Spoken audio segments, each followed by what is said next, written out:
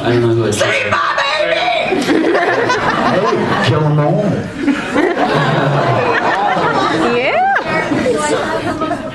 Like scene, like a zombie killing ever. What?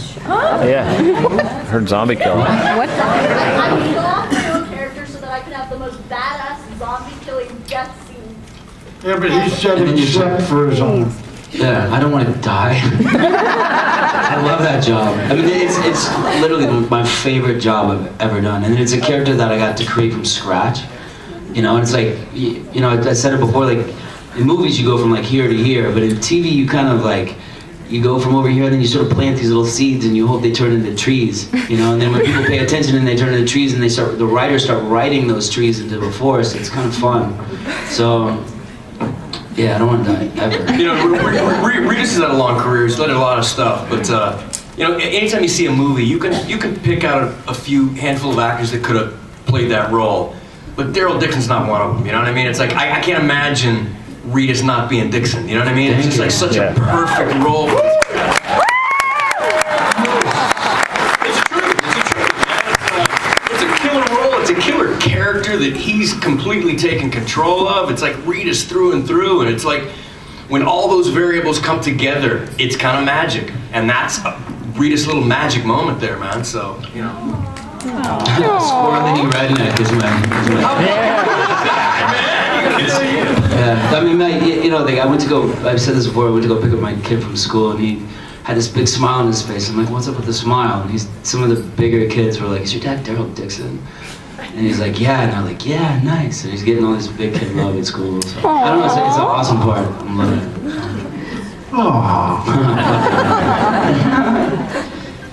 First of all, I want to thank you for all the girls on Twitter for doing such a great job of answering us and keeping us updated with your little tweets. We really appreciate it.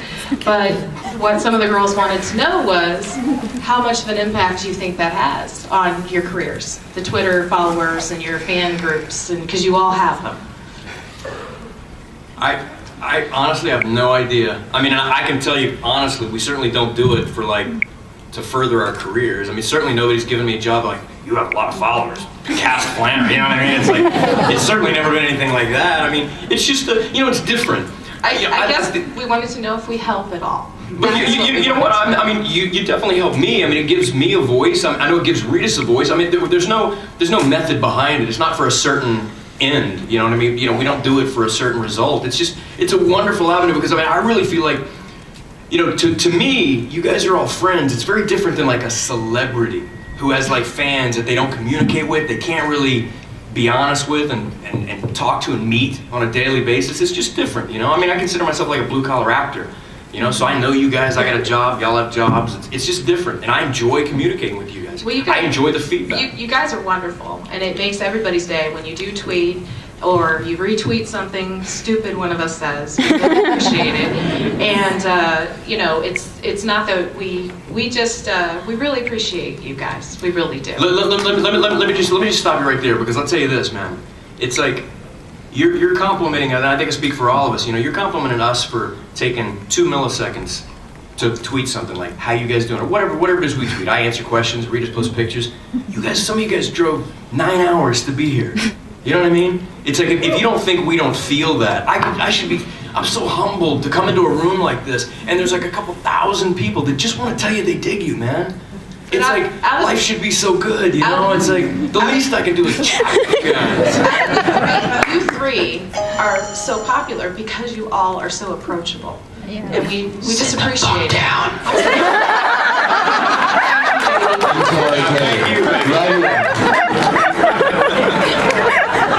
I was kidding. Hi guys, remember we met earlier.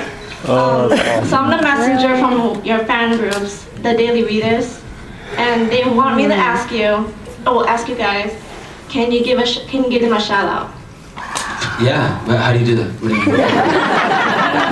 Just say what you want to say to them. To the Daily Reedus? We always talk about you every day. Yeah, no, I mean, it's the same with Sean. Like, you know, I love communication with the Twitters and all the stuff, and the friends, and you know, my trailer back in Georgia is ridiculous. It looks like a museum. And I go to work every day looking at all these things, and it makes me have a good day and try really hard. So That's I love you guys. That's what we're trying to do. Just trying to cheer you up. It's great. I love it. You know, I got a boob. Someone sent me a boob. Yeah, I saw It's my phone cradle now. Did you? It's like I get so many things at the academy, and I go in there and I open these things. I get geese, I get shirts, I get I mean, really, you know, the fact that you guys are like, thank you for tweeting. It's like, you shit me. You guys ship us things. You travel 9 hours. It's flattered to the end of the earth. Seriously. Did you see that YouTube video? The one about me in the ice pick? How genius was that? I love her. I gotta cast that chick in my next film. It's on you right What's now. that? It's in my Mine's butt. getting ready. Thank you. Oh, yeah, thank you, sweetheart. Yeah, it was amazing. If you haven't seen this video, guys, Google it. Freaking genius. Okay, my question is for Norman. Can I have a hug?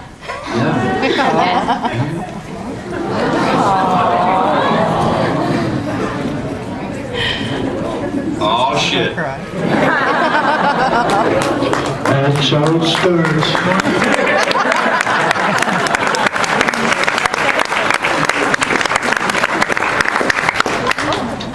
Elvis.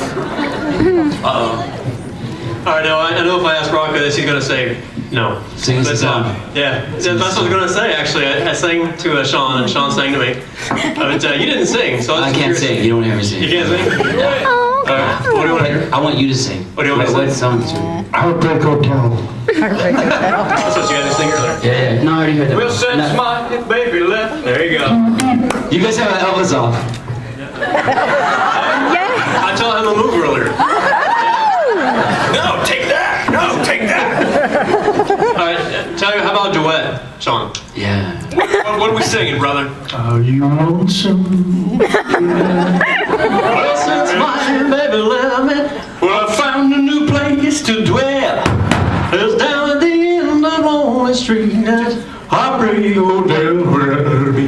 Out in so lonely place. Out in so lonely like a night. Keep falling. Thank you, brother.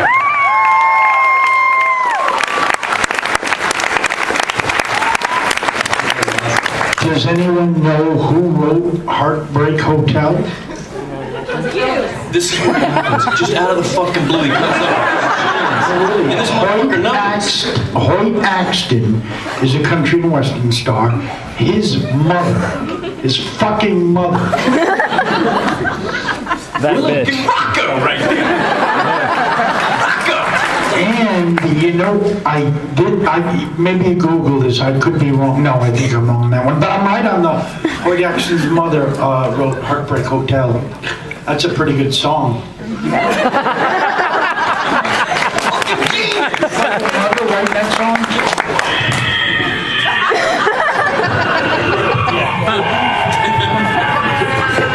Yes, baby. Hi guys. I was wondering, what did you guys do to kill time between scenes while filming Boondock Saints?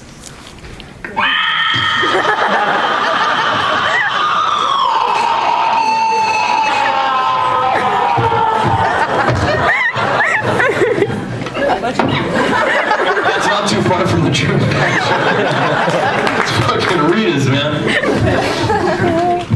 All kind of stuff. I mean, it's a dude film. Dudes doing dude shit. Nothing's politically correct. It's like we're playing prank. It's just a very different film. It's unlike any other film to make, you know?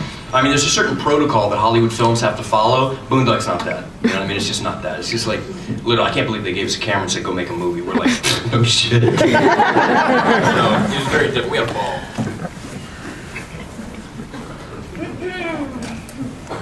Hello. Hello. I have two questions. One is very quick. The first one's for Norman. I was wondering if I could go on a smoke break with you. I don't know. Do you have 23 free hours during the day?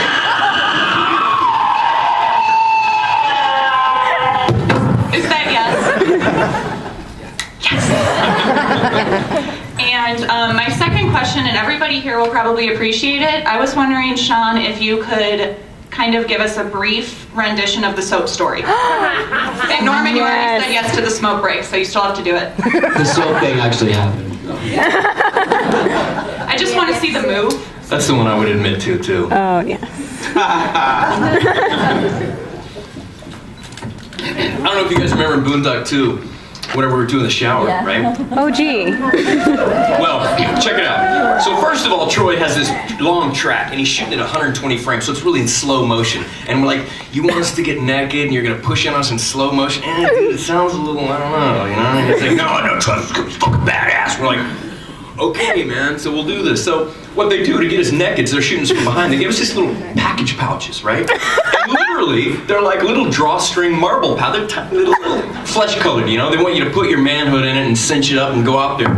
So they give us these pouches, and Reedus is like looking at his, turning it inside out, and like really giving himself a proper fitting, right? And he goes, he's like, so yeah, you gonna wear this? You gonna do the pouch? You gonna do that? Let's just shoot it. It's literally 4 a.m. It's 15 degrees outside, so my Jimmy Johnson was up in my neck somewhere. You know what I mean? It really didn't matter. Anyway, it was so cold. And so Reedus puts his pouch on, cinches it up just right. He goes out there, and he's like, okay, ready. You know, he's like staying like off stage. He's like, roll the camera, and then I'll come out there. They roll the camera. Reedus goes out there. He starts shampooing his head backwards. You know. Shampooing, literally. And he's so petrified, like his little pouch is gonna come off. And all of a sudden, he's soaping up, he's lathering Irish Spring. Boom, he drops the soap and... This story gets bigger and bigger. That's the truth, man, that's the truth. Snapping Turtle's pouch flies off. The hairdresser, who that was the first day I met him, I didn't even know we had a hairdresser, the male hairdresser. He comes out of nowhere, I'll get it! Oh my God, I'll get it! Let me get that pouch! I was like, who the fuck is that? They're like, he's a hairdresser. I'm like, what the fuck has he been? He fucking grabs the soap and the pouch, comes up to Reedus, you need help? And Reedus is like, fuck, who is that guy?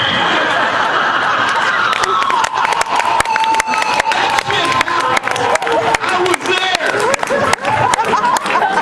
Needless to say, I came out and they're like, where's your pouch? I'm like, fucking, let's shoot it. That's the story. Sort of. Thank you.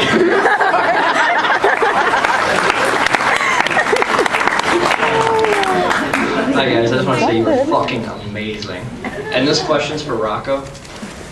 You don't have to. Rocco, I wanted to include you. I don't want to put you on the spot, but I'm kind of having a shitty day. Can you tell me a funny joke? You can have help from your peers. Not the one you told in Boondocks 1.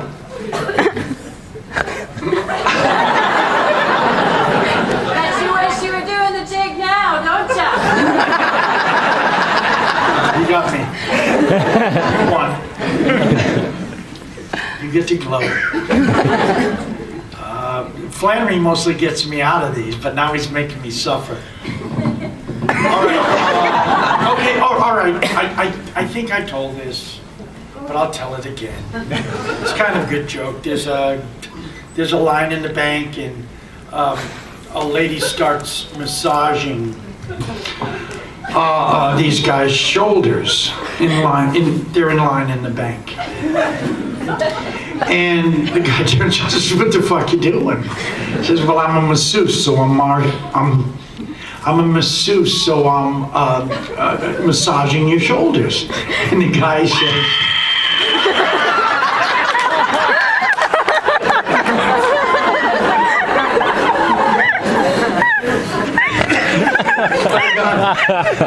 something. Okay, he's massaging.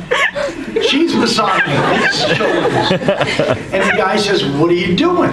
He says, "I'm massaging your shoulders because I'm a masseuse." And the guy says, "I'm a lawyer, but you don't see me fucking the guy in front of me."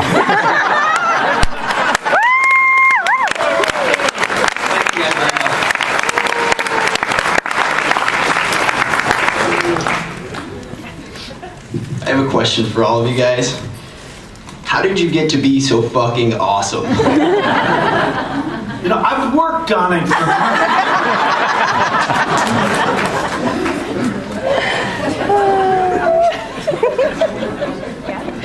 Rocco honed it for many years.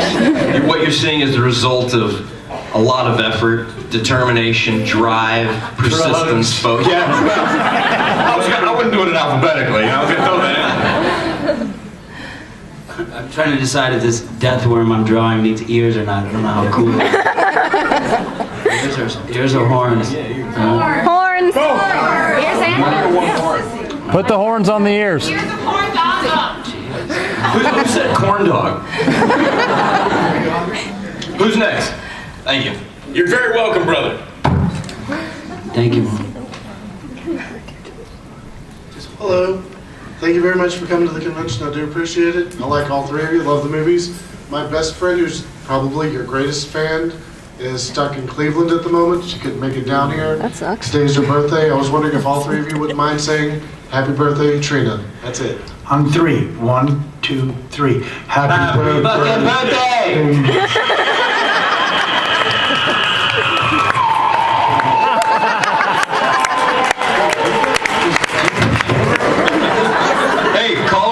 Bring me the phone. Oh! We'll all listen to this shit. She's at work, I'm sorry, but I will definitely give you Leave her a message. No, we're not going to force you. Who's next?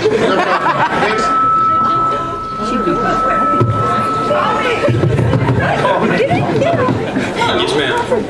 Okay, so my question sort of is, you guys have progressed to doing so many different things in your careers, artistically from photography to directing, and I just sort of want to know what drives you as an artist and what is it that you look for in a project when you start it?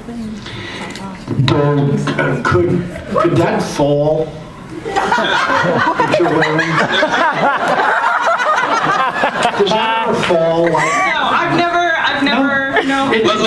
Let me translate. That's Rock going, is it possible that I could get a glimpse of titties? Is gravity looking out for me?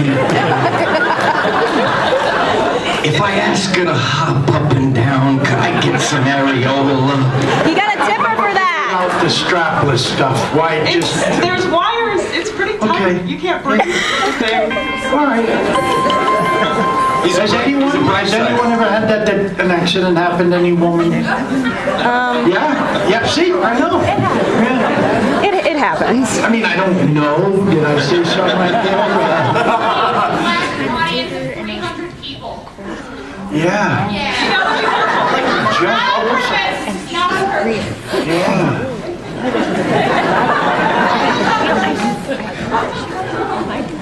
Okay. Why could I be today?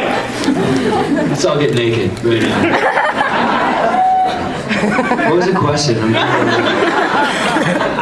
What drives you? What inspires you? You've gone on to photography, directing, acting. What moves you to take different roles? What keeps you going?